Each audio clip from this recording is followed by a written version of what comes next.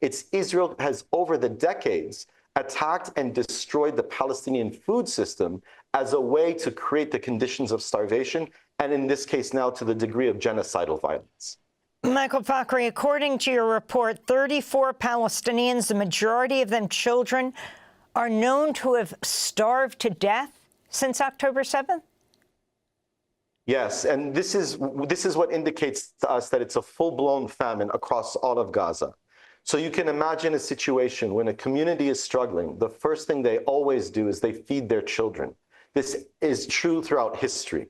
And so when a parent is watching their child waste away before their very eyes and is unable to do anything, and that child dies, when the first child dies in a community, that indicates to us that that whole society is being attacked. And when the first Palestinian child died, that confirmed that the situation in Gaza is a situation of famine. Now, you're expecting to present this report to the UN General Assembly in October. What are you expecting? How will this be presented? Right now, all of us, all the UN human rights experts, and I think the whole world is watching closely the current draft resolution that's before the General Assembly. That is, in the draft, they're calling for sanctions against Israel.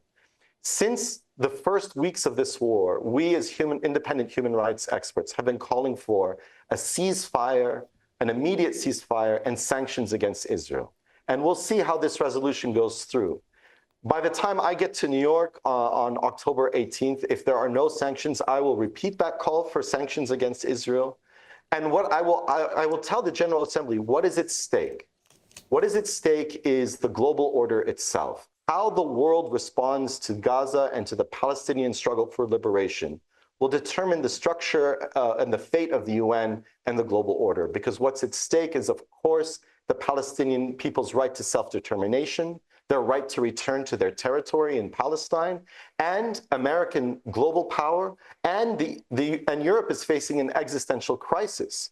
This is what's at stake. This is why millions of people are marching in the streets in solidarity with the Palestinians. If the world does not respond to Palestine today, just like the world is not responding to the starvation in Sudan, we are going to see more and more starvation campaigns around the world into the future. We want to bring in Francesca Albanese into this conversation.